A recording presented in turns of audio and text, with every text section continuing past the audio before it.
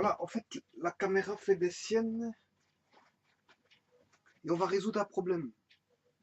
Un problème donc de surface, d'optimisation, dont le problème est ici.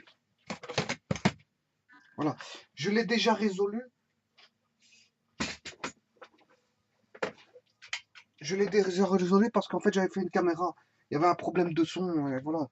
Donc en fait je l'ai fait en pensant que j'avais du son correct. En fait le son n'était pas correct parce que j'ai un problème de son avec cette caméra-là au niveau du paramétrage logiciel. Et à chaque fois, il perd son paramètre je veux dire, de configuration du son. Il faut le remettre à chaque fois et parfois il ne se met pas du tout. Et parfois je crois l'avoir. Et en fait, effectivement, j'ai fait une caméra, enfin une webcam complète. J'ai camé, enfin, j'ai fait une caméra complète, je veux dire, en pensant que j'avais le son, et en fait, j'ai résolu le problème, et j'ai pas envie de tout réécrire, en fait. Voilà, donc en fait, moi, ce que je vais faire, je vais juste le reparcourir. Donc, les pages d'un livre doivent avoir une surface de 560 cm². Le texte est écrit entre des marches de 2,5 à gauche et à droite, et une marche de 1 cm en haut et en bas. De quelle dimension doivent être les pages pour comporter le plus de texte possible? En fait, en résolvant le problème, j'ai trouvé, bon, 37,4 et 14,9. Mais maintenant, par rapport à quelle dimension? Ben, je vais le résoudre, hein. Donc ici, il suffit de faire, bon, on a la page ici, qui vaut 560 cm², et on a la surface de texte ici. Donc on a bien nos 2,5 ici. Voilà. On a bien nos 2,5 de marche à gauche et à droite de la page, ça c'est la page, et la zone de texte qui est là. Et là, on a bien 1 cm en bas, en haut et en bas. Voilà, et on a la zone de texte ici. Donc on a à traiter deux surfaces. J'appelle le X la base, et le Y, c'est la hauteur. Et donc, ici, il y a deux surfaces. La surface de la page, en vert ici, en grand, et la surface à chirer, la surface de texte. Donc, la surface de la base dépend de deux variables x, y, et la surface du texte dépendra aussi de x, y. Bon, alors, comment résoudre ça? C'est assez simple.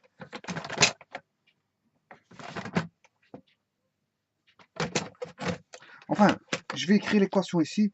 L'équation, c'était la surface de la page. Voilà, j'espère qu'on voit ici. Donc, je vais écrire en tout petit ici. Voilà, en dessous. Donc, la surface de la page, c'est un rectangle x fois y qui est égal à 560 cm². Et la surface du texte qui est, en fait, c'est y moins 2 fois x moins 2,5 et 2,5, ça fait 5. Voilà, surface du texte. Et c'est ça que c'est la surface du texte qu'il faut optimiser. Donc, c'est la surface ici. Bon, alors comment faire ça? Mais j'injecte le 500 y sur j'isole y, j'isole y.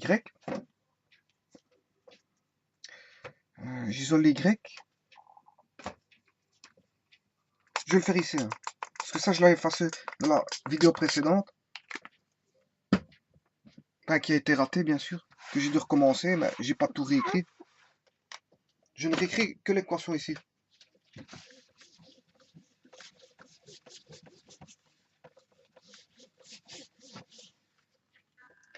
C'est comme j'ai toujours dit, les aléas informatiques me font perdre plus de temps que d'en gagner apparemment. Chaque fois il faut paramétrer. J'ai des soucis informatiques et ça m'empêche de faire des vidéos en fait.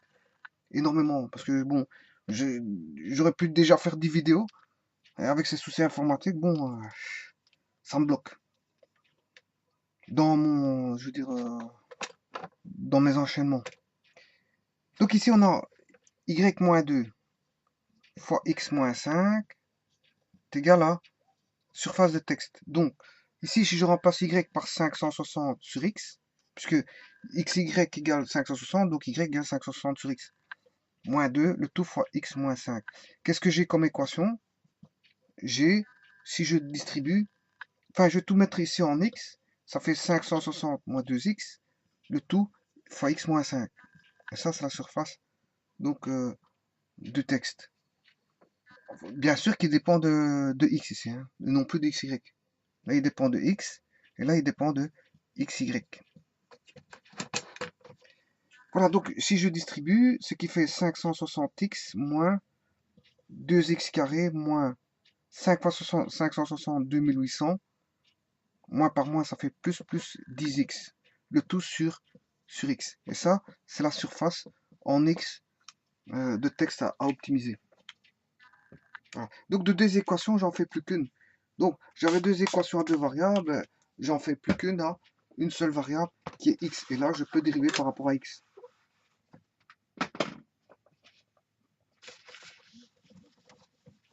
Donc vous aurez compris que dans les problèmes d'optimisation, le plus difficile, c'est les mises en équation. Hein.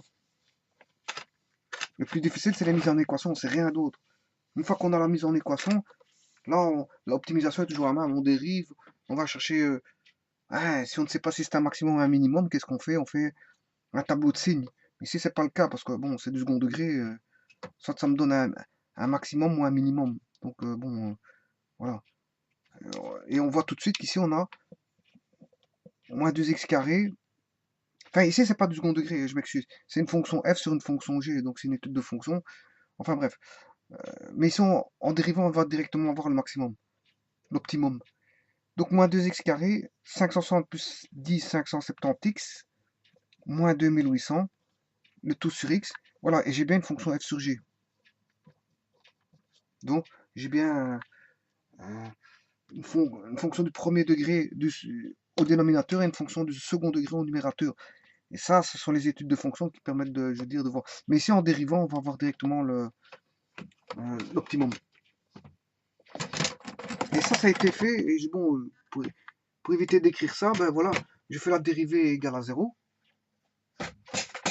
La dérivée égale 0. À ce moment, c'est facile de dériver, c'est f sur g, c'est toujours la même chose. Donc, c'est moins 2x carré plus 570x à dériver, ça fait moins 4x plus 570. La constante, elle tombe, ça fait 0. Ça, c'est le f', et le g, il vaudra x. Moins f, qui est tout ceci, le numérateur, fois g' qui est dérivé de x, c'est 1. Donc c'est comme si on ne faisait rien, multiplié par 1, multiplié par le neutre, de la multiplication 1, ben, je veux dire, ça ne bouge pas. Voilà. Donc ce qui fait, si je distribue moins 4x carré plus 570x, plus, et là je distribue le moins, ou je prends l'opposé de la parenthèse, l'opposé de moins 2x carré plus 2x carré, l'opposé de 570 moins 570, l'opposé de moins 2800 plus 2800. Et donc je soustrais, j'ai deux opposés ici, 570 moins 570, ça fait 0. Et il reste moins 4x carré plus 2x carré, ce qui fait moins 2x carré plus 2800. Je fais passer le 1800 dans l'autre membre. Donc il devient l'opposé, ça fait moins 2800. Donc on a x carré égale 1400. Et je trouve à partir de là la racine carrée. J'extrais 37,4 qui vaut x. Et le y, ben, ce sera y égale à 560 divisé par x. Parce qu'on sait bien qu'x fois y égale 560. Donc y égale 560 sur x. Et x est connu maintenant, ça fait 37,4. On peut trouver le y. Donc c'est un problème très très très simple. Et comme je vous ai dit, le plus dur, le plus dur, c'est d'abord de régler ma caméra. C'est ça le plus dur. Parce que bon, je dois faire d'énormes, je veux dire, manipulations pour essayer d'avoir un son correct. Et le son, il veut pas venir. Quand il veut pas venir, on peut pas faire de vidéo. Et si on peut pas faire de vidéo, le temps passe et on perd du temps quant à la gestion de son temps pour, je veux dire, la création de vidéos. Parce qu'en fait, ça m'arrête, ça me ralentit et ça m'empêche de faire des vidéos. Voilà, donc j'avais fait une vidéo, j'avais pas de son. Celle-ci, j'ai du son. On le voit tout de suite quand on n'a pas de son, hein, parce qu'il met un message comme quoi, bon, il n'y a pas de son. Et là, bon, je dois réessayer la vidéo, reparamétrer, remettre la vidéo, retester. Bon, parfois même en remettant les paramètres 5, 6 fois, 10 fois. Peut-être la 10e fois, il prend, mais je veux dire, au bout de 5, 6 fois, il prend pas. Donc, il fait des petites vidéos comme ça de 3, 4 secondes à chaque fois que je dois arrêter. Et en fait, je veux dire, il n'a pas pris le son. Et je dois à chaque fois recommencer. Et au bout de la 5, 6e vidéo, 7e, peut-être la 8e, peut-être la 10e, j'ai un son. Donc vous voyez la difficulté pour faire une vidéo quand le paramétrage, je veux dire, vous empêche de travailler. Enfin bref. Donc ici, qu'est-ce que j'ai dit? Tout était déjà réécrit. Pourquoi? Parce qu'en fait, tout simplement, j'avais déjà fait une vidéo que je conservais le principal et que j'ai juste remis les équations, je veux dire, qui n'étaient pas présentes dans les tables, dans les différents tableaux. je les ai remises en fait.